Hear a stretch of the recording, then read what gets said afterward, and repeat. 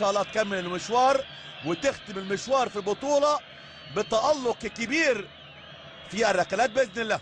مسعد عوض، والركلة الأولى هتكون لمنتخب غانا بقدم الباك اليمين وهو اللاعب ريشموند رقم 13. اللاعب ريشموند، والركلة الأولى لصالح منتخب غانا بقدم الباك اليمين ريشموند، والحارس مسعد عوض، وركلة أولى في المباراة، والركلة لصالح المنتخب الغاني. على طول ريشموند حارس المرمى، ريشموند لاعب غانا وحارس المرمى مسعد عوض، والركلة الأولى على طول مسعد عوض، مسعد عوض حطها جميلة قوي، حطها مسعد على طول. ريشموند حطها حلوة على يمين مسعد عوض، والركلة الأولى لمنتخب غانا يسجلها اللاعب ريشموند، حطها جميلة في ارتفاع ممتاز على يمين مسعد عوض. الركلة اللي سجلوها لاعبي غانا. والآن طبعا الركلة الأولى بالنسبة لشباب مصر، والركلة بقدم مين؟ الركلة الأولى بالنسبة لمنتخب مصر للشباب بقدم رامي ربيعة. رامي ربيعة، والحارس إيريك أنتوي حطها بره بعيدة. رامي ربيعة بيضيع الركلة الأولى لمنتخب مصر في المباراة. الركلة الأولى بتضيع بالنسبة لشباب مصر، حطها بعيدة جدا جدا رامي ربيعة. هذا هو حطها، طلعت بره راحت على الشمال بعيدة، على الرغم من الحارس إيريك أنتوي راح على حتى اليمين، ولكن حظنا وحش. الركلة الثانية بقدم مين؟ بقدم اللاعب اركروفون رقم 2. اركروفون ويحطها بمهارة عالية، حطها بمهارة عالية جدا على يمين الحارس مسعد عوض. والركلة الثانية لمنتخب غانا للشباب، لعبوا ركلتين، سجلوا ركلتين، ولعبنا ركلة ضيعناها. والركلة القادمة هي الركلة الثانية بالنسبة لمنتخب مصر للشباب. الركلة الثانية بالنسبة لشباب مصر بقدم طبعا صالح جمعة، وادي الحارس إيريك أنتوي حارس المرمى. على طول صالح جمعة، والركلة صالح، والحمد لله حطها جميلة، الحمد لله حطها جميلة. يبقى كده 1 مصر 2 منتخب غانا في ركلات المعاناة الترجيحية. منتخب غانا متقدم على منتخب مصر في ركلات المعاناة 2-1. كل منتخب لعب ركلتين، منتخب غانا سجل الركلتين، ومنتخب مصر سجل ركلة وضيع ركلة. الركلة القادمة الركلة الثالثة للمنتخب الغاني، والركلة بقدم مين هنشوف ونتابع. يلا يا مسعد عوض، تركيز ان شاء الله، تألق وابداع باذن الله. الركله بقدم على طول ادم احمد، والتصويبه حلوه. مسعد عوض يتألق مسعد عوض ويصد مشاهدينا. الركله الثالثه لمنتخب غانا بقدم ادم زي احمد رقم 4 يضيع الركله الثالثه بالنسبه لمنتخب غانا، واول ركله يضيعوها في البطوله في المباراه. لو سجلنا الركله القادمه هيكون تعادل ايجابي 2-2 باذن الله. يلا يا شباب، ممتاز، تسلم ايديك يا مسعد عوض. وادي الركله القادمه بقدم مين؟ بقدم على طول احمد سمير. الله عليك احمد سمير، يحطها بمهاره عاليه ويسجل مشاهدينا الركله الثالثه لمنتخب مصر. كده النتيجه مشاهدينا التعادل موجود، التلاحم موجود، تعادل ايجابي 2-2 في ركلات المعاناه الترجيحيه. كل منتخب سجل ركلتين وكل منتخب ضيع ركله.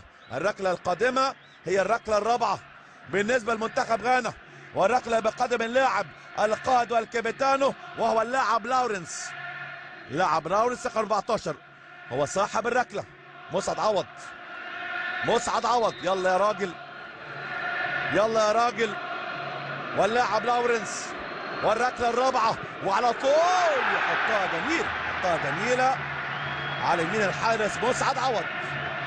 3 منتخب غانا، 3 منتخب غانا. والركله القادمه هي الركله الرابعه بالنسبه للمنتخب المصري. ادي اللاعب لاورس حطها جميله جدا على يمين مسعد عوض، حطها حلوه قوي. ركله قادمه بقدم يمين احمد رفعت. احمد رفعت والركله، الركله الرابعه بالنسبه لمنتخب مصر للشباب. وادي الحارس ايريك كانتوي واحمد رفعت وجول. الحمد لله حطها، الحمد لله حطها في الشباك. 3-3 3-3. الركله الخامسه، الركله الخامسه بالنسبه لمنتخب غانا. الركله الخامسه والاخيره، لو ضيعوها وسجلناها نفوز باذن الله بالبطوله باذن الله يا رب، باذن الله يا رب. هذا اللاعب فوري، هذا اللاعب فوري رقم 3، اللاعب الباك الشمال. والحارس مسعد عوض، مسعد عوض. والركله الخامسه والاخيره على طول اللاعب اوفوري ومسعد عوض. والركله على طول اوفوري اوفوري اوفوري، حطها جميل، حطها حلوه على اليمين، حطها حلوه على اليمين. كل ضرباتهم بيحطوها على اليمين. هذا اللاعب اوفوري حطها على اليمين. ومنتخب غانا 4 ومنتخب مصر 3. الركله القادمه، الركله الخامسه، الركله الخامسه والاخيره. لو سجلناها باذن الله نلعب ركله وركله باذن الله، باذن الله. الركله الخامسه والاخيره.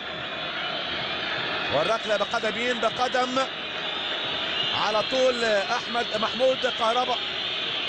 ادي محمود كهربا. والحارس على طول ايريك كانتوي. وعلى طول جول. الحمد لله حطها جميله قوي، حطها جميله قوي. 4-4 4-4 4-4. منتخب مصر سجل 4، منتخب غانا سجل 4، وكل منتخب ضيع ركله، كل منتخب ضيع ركله. كده هنلعب ركله وركله، كده هنلعب ركله وركله. يلا يا شباب، يلا يا نجوم. ركلات المعاناه الترجيحيه، ركلات العذاب الترجيحيه، ركلات الحظ الترجيحيه. ومسانده كبيره جدا، رهيبه جدا جدا، مسانده كبيره جدا، رهيبه جدا جدا. على طول الركله، الركله السادسه لصالح منتخب غانا بقدم مايكل انابا. هذا اللاعب انابا رقم على طول 16. والركله وخطيره، هوبا في العارضه، في العارضه في العارضه في العارضه. لو سجلناها نفوز، لو سجلناها نفوز. على طول على طول مايكل انابا يحطها فين؟ تيجي في العارضه مشاهدينا، تيجي في العارضه متابعينا. الركله السادسه، الركله السادسه بيضيعوها لاعبها نجوم شباب غانا. الركله القادمه باذن الله وبعون الله وبمشيئه الله هي ركله الفوز باللقب باذن الله. يلا يلا يا حسام يا غالي، يلا يا حسام يا محمد يا غالي، حسام غالي. والركله الاخيره باذن الله ركله الفوز بعون الله. يا رب يا كريم فرح كل المصريين، يا رب يا كريم اسعد كل المصريين، يا رب يا كريم. جول جوه الجول، جوه الجول.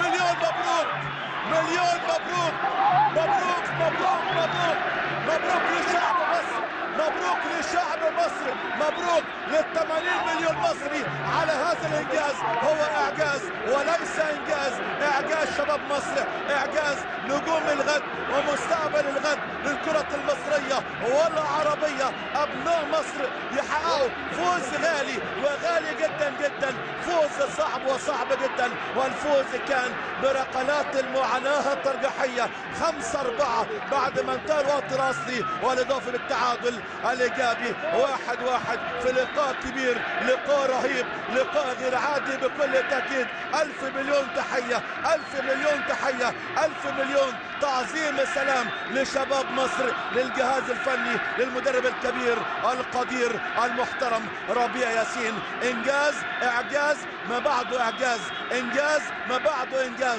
في ظل هذه الظروف الصعبة وفي ظل هذه الأجواء منتخب مصر يعمل إنجاز كبير ويعمل فوز كبير ولقب غالي بكل تأكيد. منتخب مصر مشاهدينا، أحفاد الفراعنة متابعينا، ملوك أفريقيا وأسياد أفريقيا يفوزوا باللقب الأفريقي للمرة الرابعة في تاريخ منتخب مصر للشباب.